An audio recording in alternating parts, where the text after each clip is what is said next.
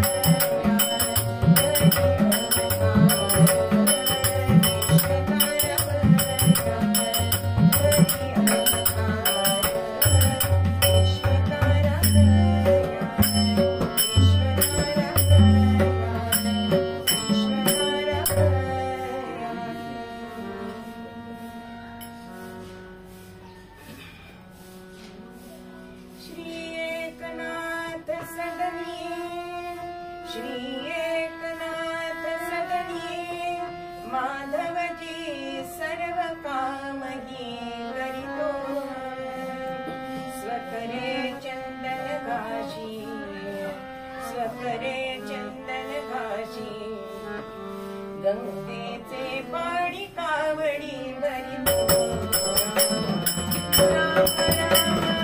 हरे हरे राम राम राम राम हरे हरे राम राम राम राम सीतापते राम।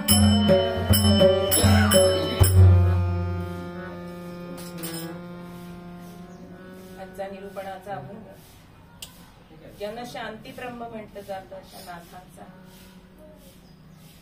ज्यांच्या घरी पांडुरंगाने 12 वर्ष पाणी कावडीने भरले असे नाथ, पण आज ते ह्या निरूपणाच्या अभंगात दत्तप्रभूंचं वर्णन करतात। कारण त्यांच्या गुरूंचे गुरु म्हणजे आजे गुरु असणारे हे दत्तगुरु, असं त्यांचं वर्णन आजच्या निरूपणाच्या अभंगात नाथ महाराज करतात। ते म्हणतात, दरी अवतार विश्वतारावया अत्रींची अनसूया गरोदर, हेमंत ऋतुकाल हेमंत नक्षत्र रोहिणी शुक्ल पक्षे शुभदिनी पूर्णतिथी।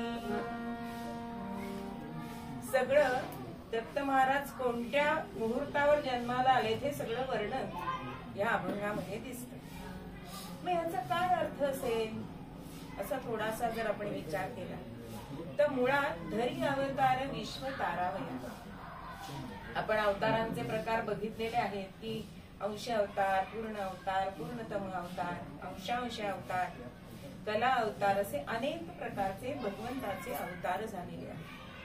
पण भगवंतांनी हे अवतार जे घेतलेले आहे ते कोणाचा तरी दुष्टांचा संहार करण्यासाठी आपल्याला घेतलेले दिसतात, पण दत्तप्रभूंचा अवतार संहार करण्यासाठी नाही, तर तो अवतार विश्व तारावया, विश्वाचं पूर्ण विश्वातल्या जनांना तारून नेण्यासाठी हा दत्तप्रभूंचा अवतार झालेला आहे।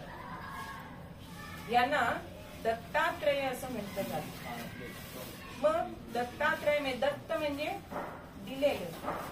मग आपल्या मनामध्ये सुद्धा आपण जेव्हा दत्ताची आरती म्हणतो तेव्हा सहाय्य अभ्यंतरी तू एक दत्त, काय त्याचा अर्थ आहे तर आपल्याला जे मन, बुद्धी, वाणी, आपल्यामधलं चैतन्य हे देवदत्त आहे, ते आपल्याला भगवंतांनी दिलेलं आहे। दत्त म्हणजे दिलेलं, आणि जे चंद्र, सूर्य, तारका, नद्या हे सगळं निसर्ग दत्त आहे। म्हणून प्रत्येक चराचरातल्या गोष्टीमध्ये हा दत्त प्रभू भरलेला आहे। म्हणून नाथांच्या आरतीमध्ये सहाय्य अभ्यंतरी तू एक दत्त असं ते सांगतात। म्हणून दत्तप्रभू प्रत्येकाच्या मनामध्ये वास्तव्य करताना आपल्याला दिसतात। म्हणून असे हा, कारण अत्री ऋषींच्या पोटी हे जन्माला आलेले आहेत। अत्री ऋषी, अत्री म्हणजे सगळ्यांची मैत्री, आपल्याला लग्नाच्या वेळेस सुद्धा गोत्र असतं ना, सगळ्यांशी जमतं बघा त्यांचं अत्रींशी, म्हणून अत्री सगळ्यांची मैत्री असं म्हटलं जातं। जे त्रिगुणातीत आहेत असे हे अत्री, आणि म्हणून त्यांना दिलेला हा मुलगा म्हणून दत्तात्रय असं म्हटलं जातं। आणि त्यांची पत्नी अनसूया, अहो स्त्री सुलभ भावना असूया असते मनामध्ये थोडी तरी, जी दाखवेल किंवा न दाखवेल, पण मनात कुठेतरी तिचं चांगलं आहे, हिचा नवरा चांगला आहे, हिची सून चांगली आहे, कुठल्याही तऱ्हेची असूया मनामध्ये असू शकते। पण अनुसूयेच्या मनामध्ये कुठलीही असूया नव्हती, म्हणून तिचं नाव अनुसूया। म्हणून भगवान अवतार जेव्हा घेतात तेव्हा मूळपीठ काय आहे हे बघतात बरं का। आपल्या पोटी जन्माला येतात अवतार येत नाही, ते अवतारच असतात। भगवंत हे अवतार घेतात ते अशाच माता पित्यांच्या पोटी घेतात. म्हणून अत्री ऋषी आणि अनसुया यांच्या पोटी यांनी जन्म घेतलेला आहे.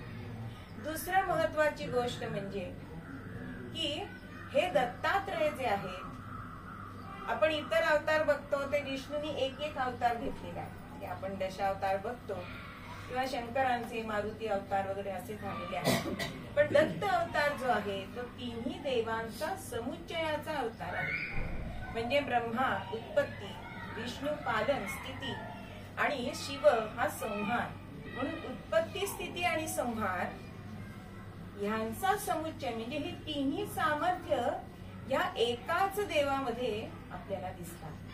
म्हणून दत्तात्रय प्रभू हे श्रेष्ठ मानलेले आहे. वास्तविक पाहता ते सगळ्यामध्ये श्रेष्ठ असून सुद्धा त्यांनी आपल्याला 24 गुरु केलेले दिसतात. म्हणून केले असता 24 गुरु परी तूच साच सद्गुरु असं त्यांच्याबद्दल म्हटलं जातं. म्हणून प्रत्येकाकडे जर एखादा चांगला गुण असला तर तो आपण घेतला पाहिजे. हे त्यांनी त्यांच्या आचरणातून आपल्याला दाखवलं. मग अगदी पतंग असेल किंवा बांगडी म्हणजे एकांत कसा घ्यावा, अजगर वगैरे असे ह्या सगळ्यांना त्यांनी गुरु केलेला. म्हणून असे हे दत्तात्रय हे अत्री ऋषींच्या आणि अनुसूयेच्या पोटी जन्माला आले. ते विश्व तारावया म्हणून त्यांचा हा अवतार आहे. आता ऋतुकाल हेमंत. आता हेमंत ऋतूचं काय वैशिष्ट्य आहे असं आपल्याला विचार करायला. तर बघा आपण म्हणतो की वसंत ऋतू हा सगळ्या ऋतूंचा राजा आहे. नवीन पालवी तेव्हा फुटते. म्हणजे कोमलता ही वसंत ऋतूमध्ये आपल्याला दिसते. पण हेमंत ऋतूमध्ये काय दिसतं तर प्रौढता दिसते. म्हणून दत्त प्रभूंकडे जर आपण बघितलं तर त्यांच्याकडे गेल्यानंतर म्हणजे आपण गोपाळ कृष्णाला बघितलं तर आपल्या मनामध्ये पुत्रवत भाव निर्माण होतो. रामप्रभू मध्ये आपण बघितलं मर्यादा पुरुषोत्तम आपल्याला दिसतो. पण एखाद्या आजोबांकडे जसं प्रौढता म्हणजे प्रौढता असते किंवा अनुभवाचं ज्ञान यांच्याकडे असतं, त्यांच्याकडे बघितल्यानंतर आपल्याला प्रौढत्व हे प्राप्त होऊ शकतं. म्हणून दत्तात्रयांनी हा अवतार ऋतुकाल हेमंत ऋतूमध्ये घेतलेला आहे. ऋतुकाल हेमंत नक्षत्र रोहिणी असं सांगितलंय. आता पौर्णिमा तिथी सांगितली शुक्ल पक्ष शुभ दिनी पूर्ण तिथी. शुक्ल पक्ष हा श्रेष्ठ मानला जातो. म्हणून आपण सहस्रचंद्र जेव्हा करतो तेव्हा शुक्ल पक्षातल्या द्वितीयची जी कोर असते त्या मोजल्या जातात बरं का. पूर्ण चंद्र मोजला जात नाही, पौर्णिमा धरत नाही. कारण का तर हा शुक्लेंदू असतो तो वाढत वाढत जाणारा असतो, वर्धिष्णू असतो. म्हणून शुक्ल पक्षामध्ये पूर्ण तिथी म्हणजे पौर्णिमा ही दत्तगुरूंनी निवड तिची केलेली आहे. म्हणून प्रत्येकाच्या संतांच्या जर आपण बघितल्या तर नाथ षष्ठी, रामनवमी अशा प्रत्येकीने आपापल्या तिथी ज्या योजल्या आहेत तसं दत्तगुरूंनी ही पौर्णिमा तिथी, कारण ती पूर्ण तिथी आहे म्हणून ती पौर्णिमा त्यांनी निवडलेली आहे. आणि पौर्णिमा म्हणजे पूर्ण चंद्र. मग त्याची आवडती कोण तर रोहिणी. म्हणून रोहिणी नक्षत्र आहे बरं का असं सांगितलं जातं. मग पूर्ण तिथी मास मार्ग शीर्ष. आता विभूती योगामध्ये भगवंतांनी सांगून ठेवलंय की मासांमध्ये मी मार्गशीर्ष मास आहे. म्हणून दत्तगुरूंनी जन्मासाठी हा मास निवडलेला आहे. गुरु तो वासर. वासर म्हणजे वार. त्यांचा जन्म झाला त्यावेळी गुरुवार होता. म्हणून गुरु तो वासर उत्तम काळ. मग आपण अशांच्या जयंत्या का करतो आणि का कराव्या? कारण दत्तगुरूंचं आपण दर्शन नेहमी घेतो, पण आजच्या दिवशी ते तत्व जे आहे ते 1000 पटींनी फलदायक असतं. म्हणून आजचा दिवस सगळेजण साजरे करत असतात. म्हणून उत्तम काल असं सांगितलेलं आहे. या अवताराची अजून एक विशेषता आहे की दत्तप्रभू हे उभे असतात बघा. आणि आपला पांडुरंग हा पण उभा असतो. बाकी राम कधी उभा असलो तरी सिंहासनावर कधीतरी आपल्याला त्याची छबी दिसते. कृष्ण पायाला आडी घालून उभा आहे. पण उभं राहण्याचा काय अर्थ आहे तर जेव्हा एखादी व्यक्ती उभी असते ती पटकन मदतीला धावू शकते. म्हणून दत्तप्रभू हे आपल्या भक्तांसाठी हे उभे राहिलेले आहेत. बरं, 3 शिरे 6 हात असं तुकोबा म्हणतात. यांच्या सगुण रूपाचं वर्णन करताना तुकोबा म्हणतात 3 शिरे 6 हात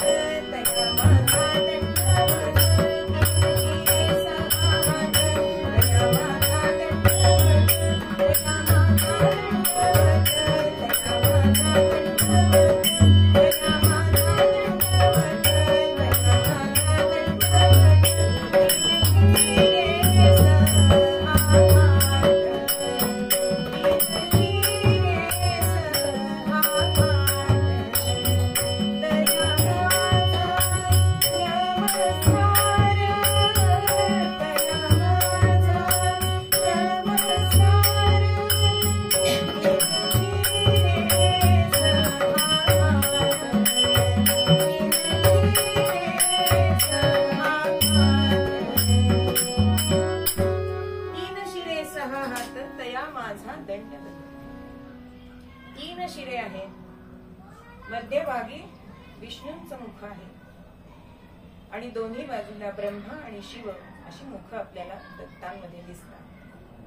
पण 6 हात असले आणि 6 हातांमध्ये त्यांनी आयुध घेतलेली आहेत. मग शंख चक्र ही 2 जी आयुध आहेत ती विष्णूंची आहेत. कमंडलू आणि माळ जपाची माळ ही ब्रह्म्याची आहे आणि डमरू आणि त्रिशूळ ही भगवान शंकरांची घेतलेली आहे.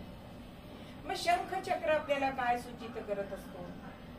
चक्र म्हणजे गतिमानता. जो कार्यकर्ता आहे ना त्यांनी गतिमान असायला पाहिजे, स्वतः गतिमान असायला पाहिजे आणि दुसऱ्यांना सुद्धा गतिमान करायला पाहिजे. तसं आपण बाकीच्या देवता स्थिर बघतो बघा, पण दत्तगुरु हे संचारी त्यांची प्रतिमा आहे. कारण दररोज ते वेगवेगळ्या ठिकाणी जातात, भिक्षा घ्यायला, निद्रा घ्यायला, स्नान घ्यायला. अशा संचारी अशी ही असणारी देवता आहे, म्हणून ती जास्त श्रेष्ठ सांगितलेली आहे. म्हणून दत्तगुरु हे शंख म्हणजे माळा आणि कमंडलू यांचं जे अर्थ आपल्याला जर बघायचा झाला तर कमंडलू मध्ये जे जीवन असतं, पाणी असतं, म्हणून कमंडलू हे जगाचं प्रतीक आहे. आणि माला ही ईश भक्तीकडे नेणारी, आपण त्याला स्मरणी म्हणतो, की जी सतत भगवंताचं नामस्मरण करण्यासाठी आपल्याला उद्युक्त करते, त्याचं स्मरण करून देते. आणि त्रिशूळ आणि डमरू हे वाद्य आहे आणि ते वाद्य अनाहत वाद्य असं म्हणून शंकरांना हे जास्त प्रिय आहे. आणि त्रिशूळाची पाती आपण बघितलेली आहे, सत्वरजतम किंवा शक्ती, भक्ती आणि युक्ती किंवा अशा प्रकारचे अनेकांनी त्याला उपमा दिलेली आहे. म्हणून शस्त्र जरी हातात घेतलेलं असलं तरी सुद्धा दत्तगुरूंनी कोणाचा पारिपत्य केलेलं आपल्याला दिसत नाही. म्हणून शस्त्र आपल्या हातात असावं, पण ते जास्त करून उपयोगात आणू नये असं सुद्धा ते आपल्याला सांगतात.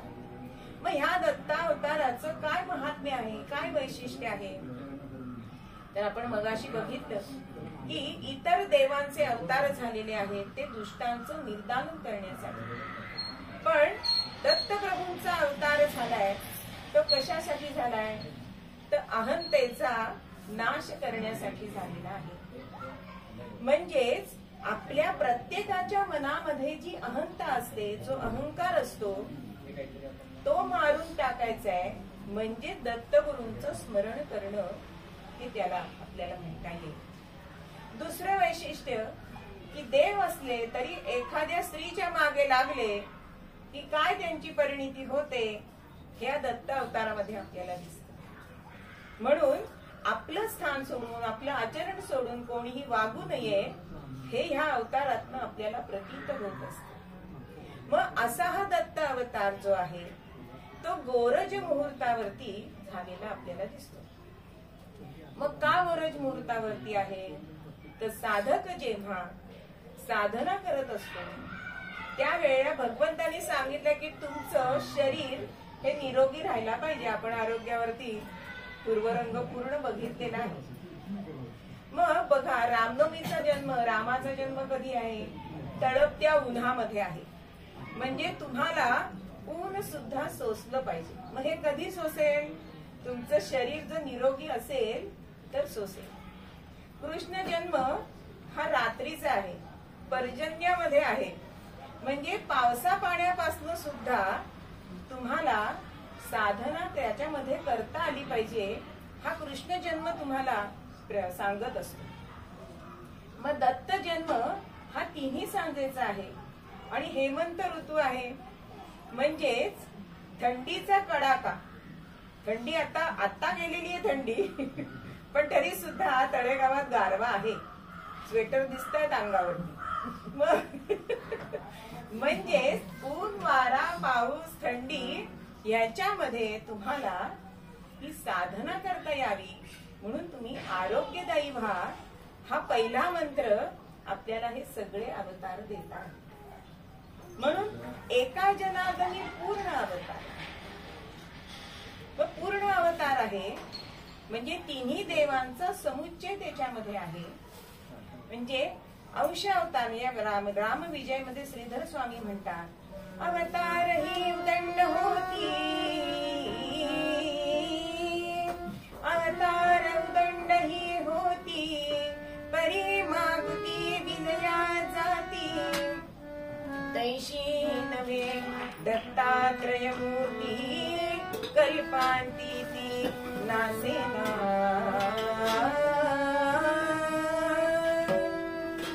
बघा, अनेक अवतार झाले पण अवतार कार्य संपल्यानंतर ते विलयाला गेले. पण ऐसी मूर्ती दत्तात्रय मूर्ती नाही, ती कायम स्वरूपी ही आहे. आणि म्हणून ती कल्पांतापर्यंत अशी दत्तात्रय गुरूंची मूर्ती ही राहणार आहे. म्हणून एका जनार्दनी पूर्ण अवतार, निर्गुण निराकार आकार. खरा म्हणजे निर्गुण निराकार परमात्मा आहे. म्हणून आपण नरसोबाच्या वाडीच्या निर्गुण पादुका का म्हणतो?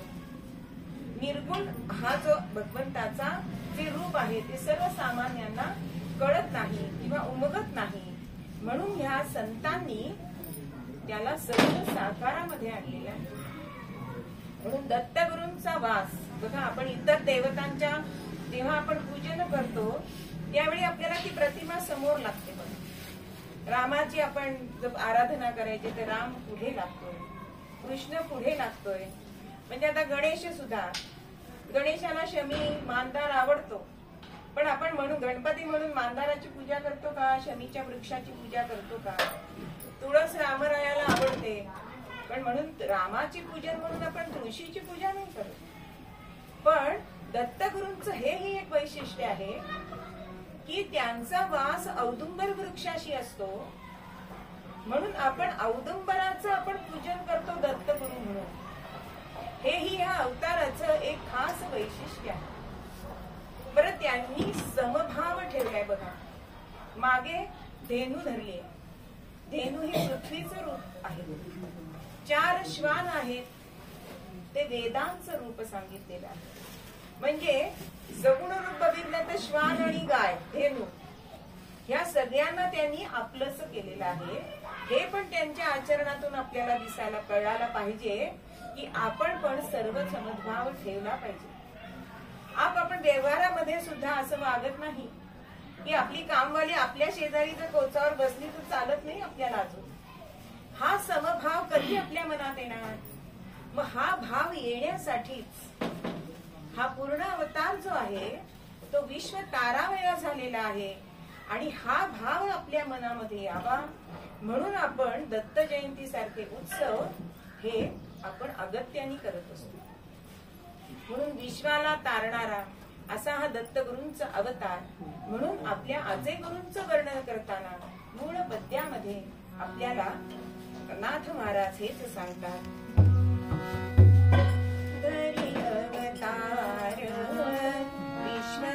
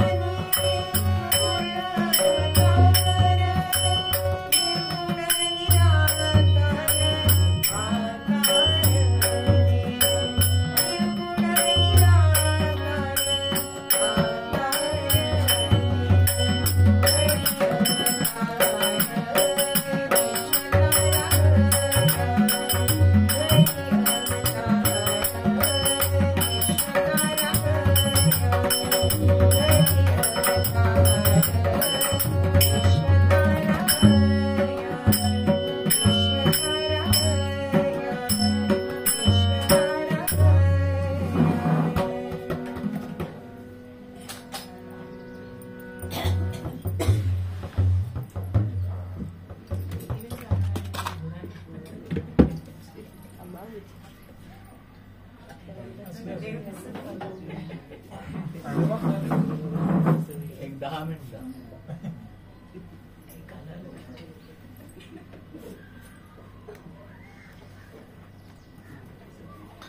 बघायची सवय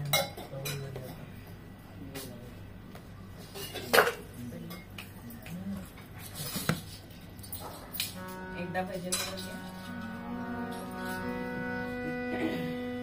करूया घोष नामाचा सद्गुरु समर्थ चरणाचा करूया घोष नामाचा सद्गुरु समर्थ चरणाचा करूया घोष नामाचा सद्गुरु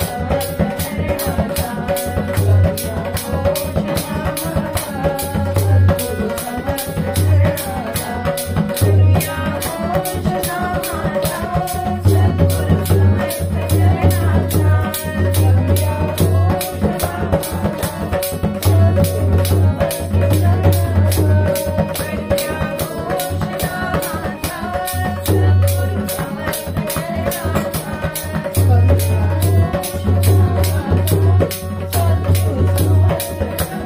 चरणाचा करूया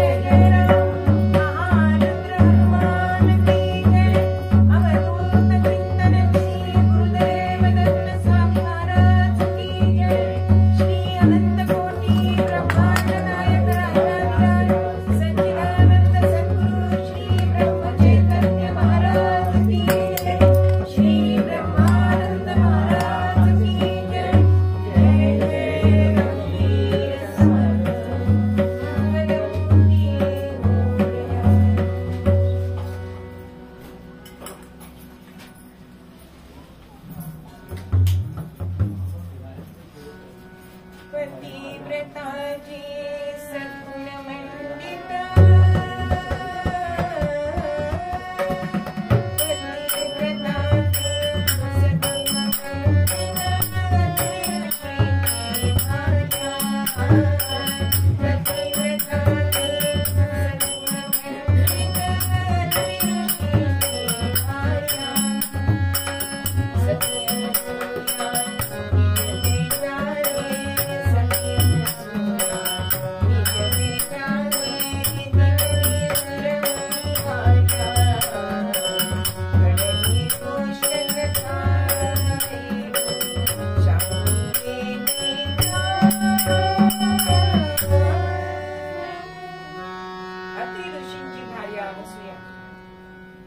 अत्यंत तेजस्वी अशी पतिव्रता होती की पतिव्रता म्हणजे पतीची जी इच्छा तीच आपली इच्छा हे मानून जी वागते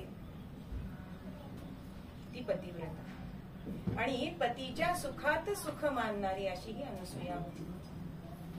मृत्यू लोकामध्ये म्हणून तिच्या तेजानी सुर मुनी आर्य हे दिपून जात होते असं ह्या चाकीमध्ये वर्णन केलेलं आहे. आणि इतका त्यांचा आश्रम सुद्धा प्रसन्न होता की तिथे नारद मुनी आलेले आहेत आणि ते म्हणतायत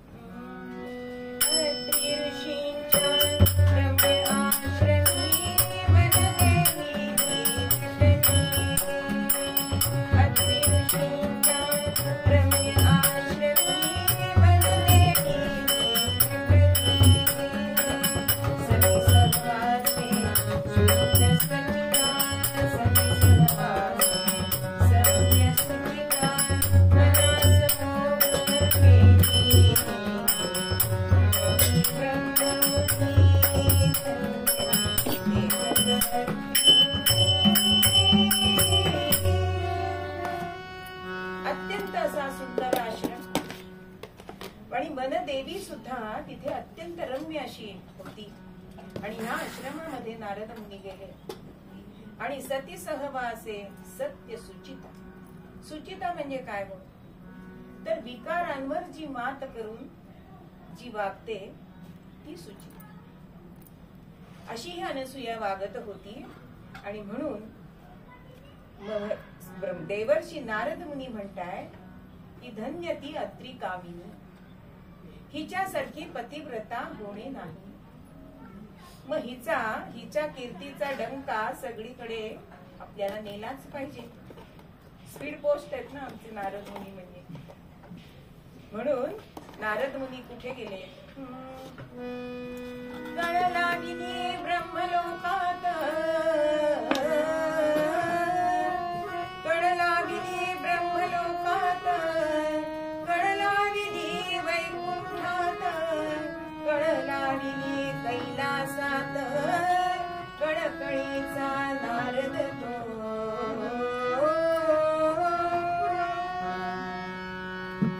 आधी ब्रह्मलोकामध्ये गेले, आपल्या मातेला वंदन केलंय आणि म्हणतायत अरे बरेच दिवसांनी आलायस, काय तुझा सगळीकडे जातोस, काय नवीन बातमी वगैरे.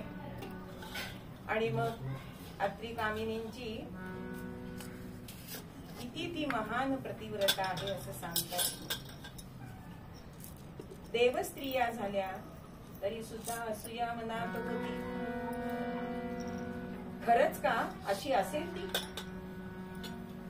पुढे वैकुंठामध्ये गेले, तीच कथा. ऐकुनी रमा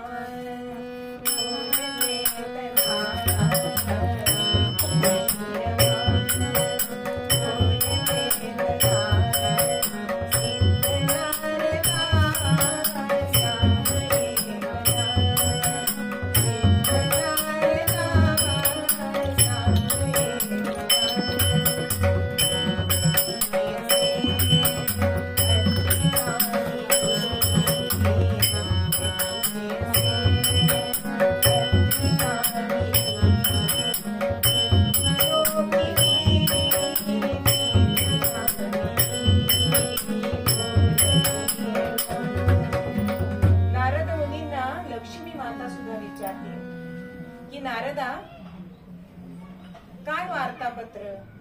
तेव्हा अनुसूयेची कौतुक त्यांनी केलंय की अत्री कामिनी सारखी पतिव्रता नाही. पुढे कैलासामध्ये गेले आणि पार्वती मातेला असं सांगितल्यानंतर मात्र अहंकार जागृत झाला आणि म्हणते की आम्ही देवस्त्रिया आमच्यासारख्या पतिव्रता मृत्यू लोकामध्ये असणं शक्यच नाही.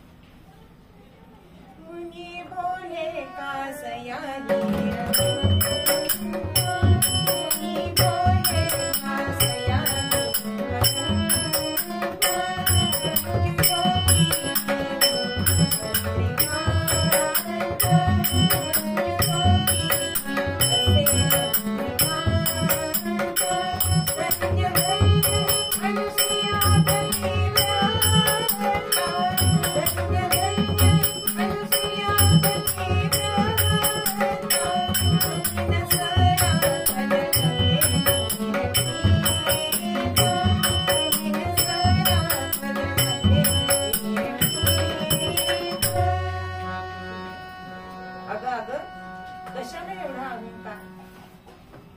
अत्रिकांता इतकी पतिव्रता आहे की सांगू काय केलंय तिने. तुमच्या एवढ्याला पुतळ्या तयार केलेत बर का, आणि त्या तिने डाव्या पायाच्या साखळीमध्ये बांधलेल्या आहेत असं म्हटल्यानंतर अजूनच पारा चढलाय आणि म्हणताय नारदा आता आम्ही करू तरी काय, आता उपाय सुद्धा तूच सांग. असं म्हटल्यानंतर नारद मुनी कळकळीचे होते. देवस्त्रियांना झालेला अहंकार आवडला नाहीये आणि त्यांनी सांगितलंय की आपल्या पतिराजांना तिचं सत्व हरण करायला सांगा. झालं एवढं कळलंय म्हणून आणि तिघी जणी क्रोधागारात गेले. आता स्त्री हट्ट हा प्रत्येक नवऱ्याला कधी ना कधीतरी पूर्ण करावाच लागतो. प्रत्येक जण विचारतय झालंय काय, का रागवलीस? आणि तेव्हा तिघी जणी आपापल्या पतींना सांगताय, आताच जामोनी दया सरस्वतीच्या, आताच जामोनी दया सरस्वतीच्या, सत्वनाशतीचा वेगे करा, सत्वनाशतीचा वेगे करा, आताच जामोनी दया सरस्वतीच्या, आताच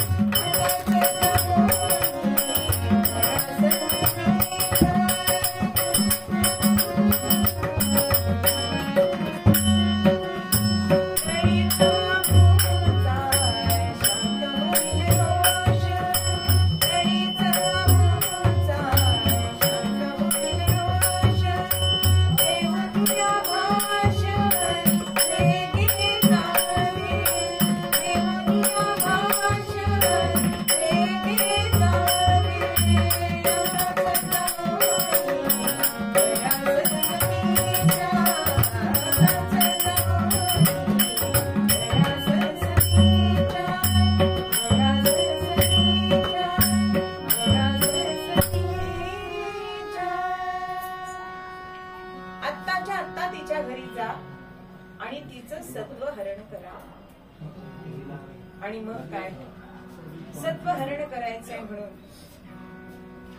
तिघी देव झाले साधू संत, भिक्षा वेश धरलाय.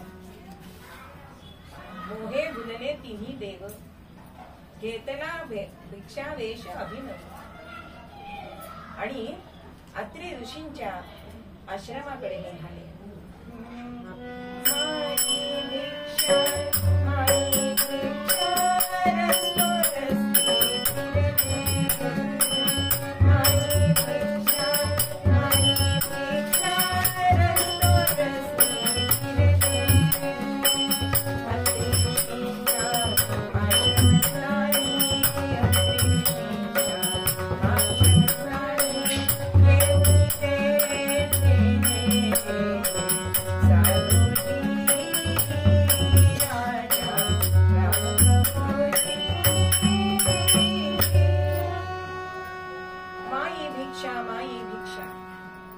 आश्रमा पुढे आले. ओम भवती भिक्षां देही असा पुकारा केलाय.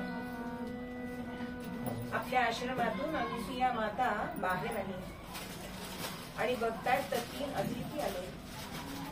तेजपुंज मुखकमल दिसतंय म्हणून ती मनात विचार करते, आज आपलं भाग्य आहे की 3 अतिथी आपल्याकडे आले. म्हणून त्यांना भोजनासाठी आत बोलवते, पानं मांडते, रांगोळ्या काढते.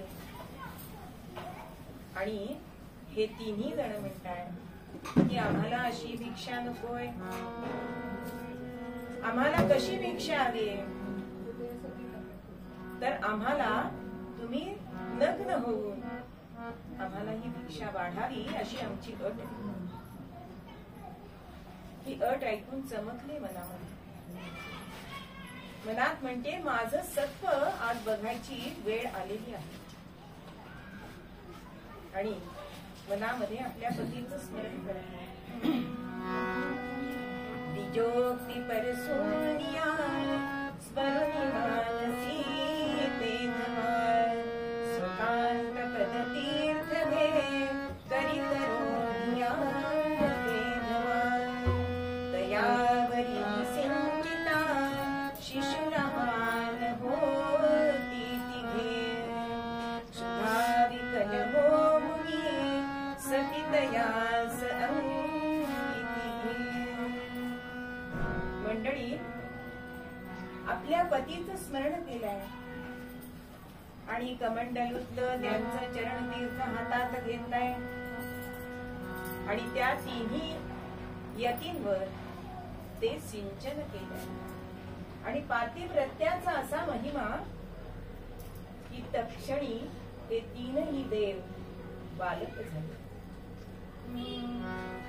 झाली 3ही बाळे, झाली 3ही बाळे, पातिव्रत्या पुढे चुकली मान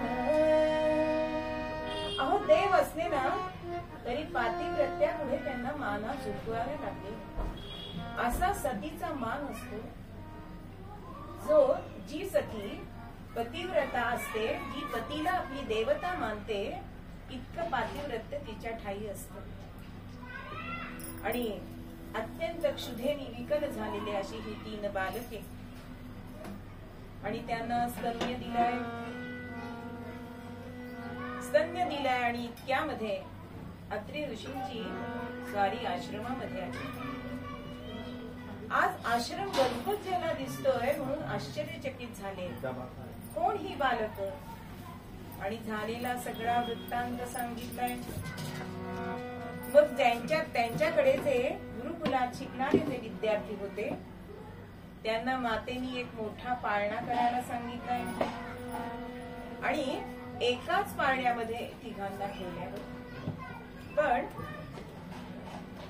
जे ब्रह्मदेव होते त्यांना गोल कुंकू लावलाय बघा टीप, आणि सांगते की उत्पत्ती करून दमला असा विश्रांती घ्या. विष्णूंना उभं गंध लावलाय आणि सांगते सृष्टीचं पालन पोषण करून दमला असा विश्रांती घ्या. आणि शंकरांना आडवं कुंकू लावलंय आणि सांगते की संहार करून जे दमलाय तुम्ही 3 जण, आता निवांत विश्रांती घ्या बरं. आणि दिवस जाताय, दररोज त्यांचं करावं. आणि दिवस कुठे जातोय? आपण लहान मुल असलं की 24 तास सुद्धा पुरत नाही, तसं अनुसूया मातेचं झालं. आणि इकडे काय झालंय बघायला नारद मुनी आले. नारायण नारायण नारायण. सगळी स्थिती बघितलीये आणि पुन्हा दौरा निघालाय ब्रह्मलोकात, वैकुंठात आणि कैलासामध्ये. आता आपले पती गेले ते सत्वहरण करून येतील अशी खात्री असल्यामुळे या 3 निवांत होत्या. आणि नारद मुनी त्यांना म्हणतात की अगं निवांत बसलाय, तिकडे काय झालं माहितीये का तुम्हाला?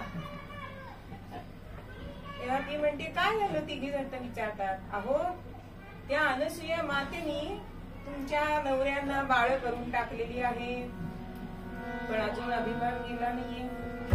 आम्ही आमच्या पतींना परत आणू, अजून मी आहेच. आणि 3 जणी आश्रमात आली आहे. अनसूया मातेला सांगतात की आमचे पती आम्हाला परत द्या. तेव्हा ती म्हणते असं का? देव होते का ते? आता ओळखलं होतं हो पण. आणि घ्या तुमचे तुम्ही शोधून. आता 3 जणी पाळण्याशी आले, पण 3 सारखे दिसतायत. ओळखायचं कसं? कारण अनुसूयेने सांगितलं होतं की तुम्ही त्यांना हातात घेतलं की ते मोठे होतील. आता लक्ष्मी माता म्हणते की मी नक्कीच विष्णूंना घेईन, असं कसं काय? मी घेतलं हातात आणि ते महेश झाले तर गेलं का पातिव्रत्य? आणि हो नाही करता करता एकमेकींवर ढकलताय, पण आपापले नवरे ओळखता आले नाही. म्हणून अनुसूयेला शरण गेली आणि तेव्हा तिने सांगितलंय की जो गोल गंध लावलेला आहे तो ब्रह्मा आहे, उभं गंध लावलाय तो विष्णू आहे आणि आडवं गंध लावलाय तो शिव आहे. आणि मग 3घींनी आपापले पती उचललेत आणि त्या क्षणी ते मोठे झाले.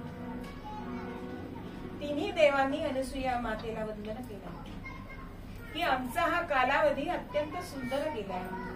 तुझ्या मायेच्या छत्राखाली आम्ही 6 महिने जवळजवळ आम्ही निवांत राहिलो, विश्रांती झाली आमची. आता आम्हाला आज्ञा द्यावी. तेव्हा अत्रि ऋषी आणि अनुसूया म्हणतायत की इतके दिवस आपलं वास्तव्य इथे होतं, आता आम्हाला हा आश्रम खायला उठेल. तेव्हा आमची अशी एक इच्छा आहे की आपण आम्हाला पुत्र म्हणून आमच्या पोटी जन्माला यावं. आणि 3 देवांनी तथास्तु म्हटलंय. आणि त्यावेळेला 3 मुलं त्यांना झालेली आहेत बरं का. की पहिला शंकरांच्या यांनी, ब्रह्माच्या यांनी सोम झालाय, शंकरांच्या यांनी दुर्वास हा त्यांना पुत्र झालाय, आणि विष्णूच्या यांनी दत्त हा त्यांना मुलगा झालेला आहे. म्हणून आपल्याकडे वापरीच्या सुद्धा दत्त येऊन उभं राहणं असं झालेलं आहे ना. अवचित जे येतात ते दत्तप्रभू.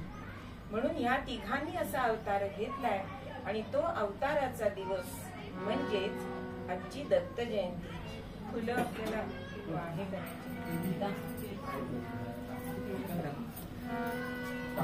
पाकळ्या करून केलेले आहे, फक्त वाटायचे.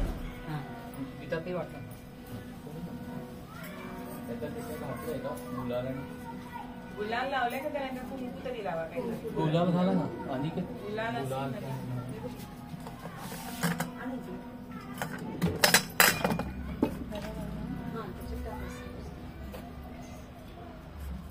अशा तऱ्हेने मूळ पद्यामध्ये जे आपल्याला नाथ सांगतात की हेमंत ऋतू मास मार्गशीर्ष शुक्ल पक्ष पूर्ण तिथी वार गुरुवार अशा वेळी ह्या दत्तप्रभूंचा अवतार झालेला आहे. म्हणून असा हा सुवर्ण काळ, असा हा उत्तम काळ, गोरज मुहूर्ताला त्यांचा जन्म झालेला आहे. आणि याच मुहूर्ताला आमच्या श्रीधर स्वामींचा सुद्धा जन्म झालेला आहे. म्हणून त्यांचाही आपण जय जयकार करू. स्वामी श्रीधर स्वामी महाराज की जय. अवधूत चिंतन श्री गुरुदेव दत्त. आपण थोड्या वेळ भजन करूया. इथूनच वाहून दादा पुढे व्हायला तरी चालेल. खरंच पुढे सगळेजण बघा माहिती तुमच्यावर आहे. गोळा करून मी वाहून येते, तुम्ही सगळ्यांनी गोळा करून ऐका ना, सगळे तुमच्याकडे गोळा करू देत आणि मग तुम्ही येऊन वा.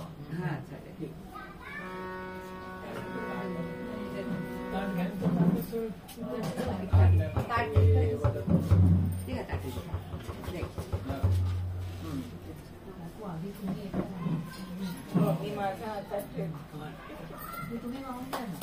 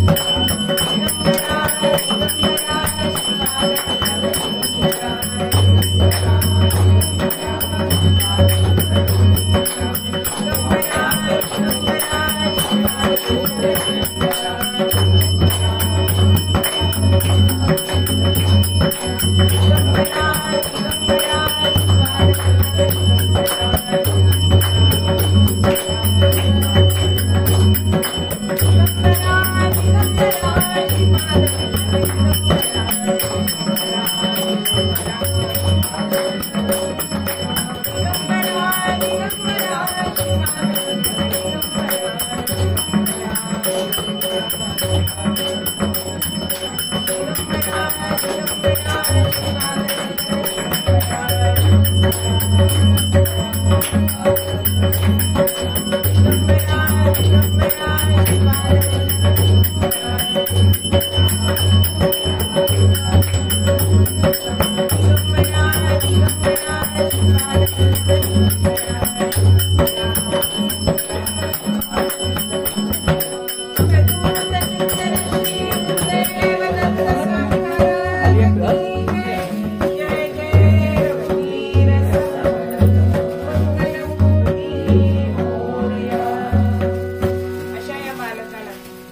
अनुसूया मातेने लहान घालावं म्हणून पायावरती घेतलाय.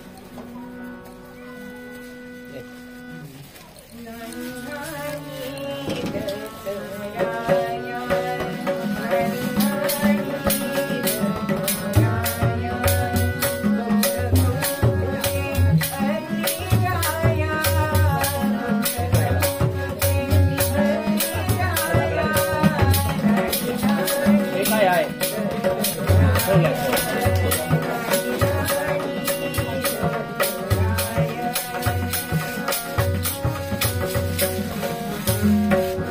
घेऊ आतमध्ये.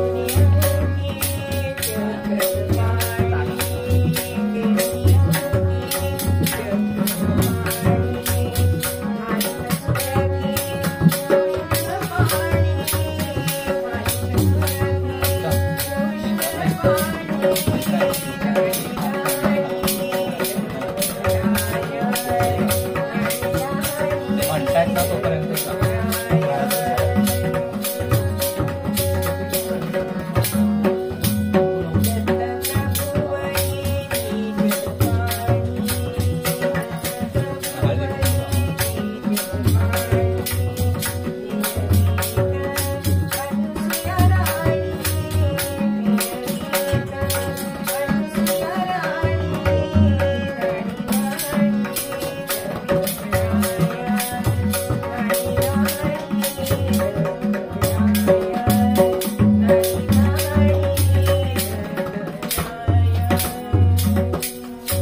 अशा तऱ्हेने प्रभूंचं स्नान झालंय, अंग पुसलंय, कानामध्ये कुंकण घातलंय, अंगडी टोपी घातलीये, जातक वर्तवलंय आणि होता होता 12वा दिवस आला. महाराजांचा अर्थ आणि बाळांना बारच्या एक महाराजांचा मुलगा. पाळण्यामध्ये घातलाय आणि अनुसूया राणी पाळणा म्हणते.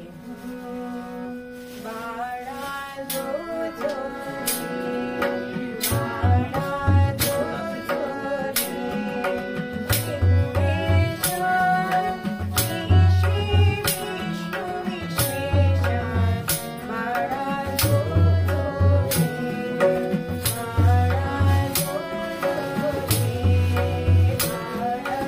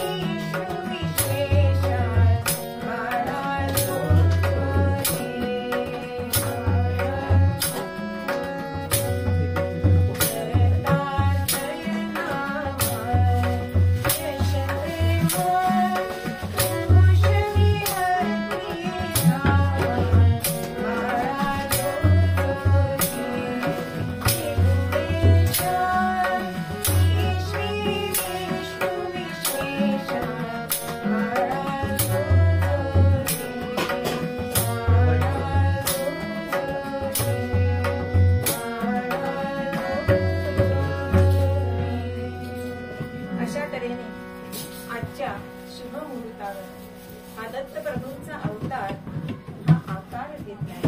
म्हणून मूळ पद्यामध्ये नाथ महाराज म्हणतात की एका जनार्दनी पूर्ण अवतार निर्गुण निराकार आकार. म्हणून विश्वाचा तारणहार असणारा हा दत्तगुरूंचा अवतार त्यांचं वर्णन करताना मूळ पद्यामध्ये एकनाथ महाराज म्हणतात साजसी व बैरण दरी अवतार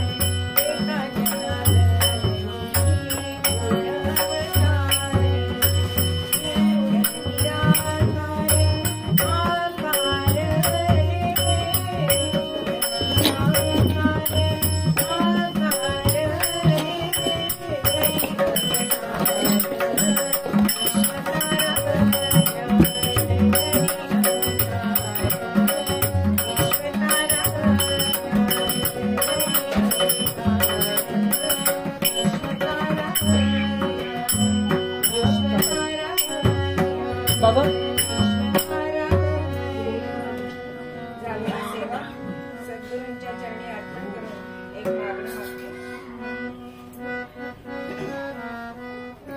एक मागणी मागाया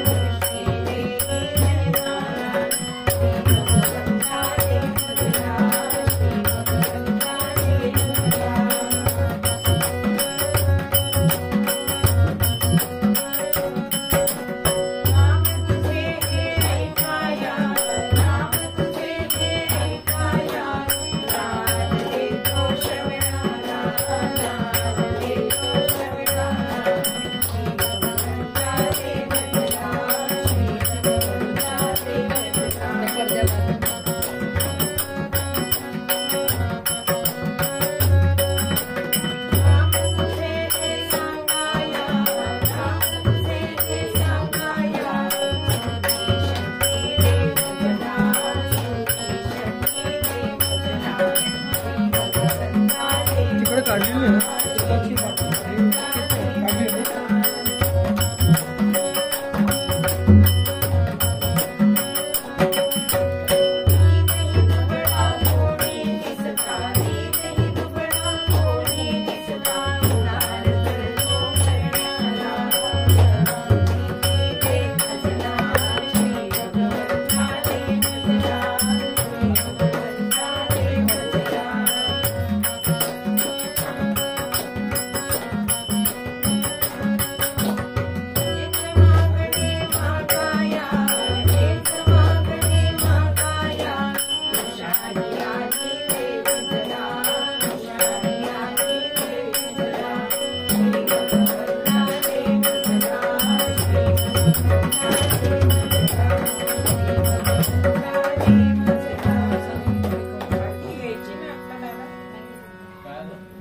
आरती आरती गेली दत्ता महाराजांची घ्या तुम्ही. नंतर दत्त आणि महाराज. हो महाराज.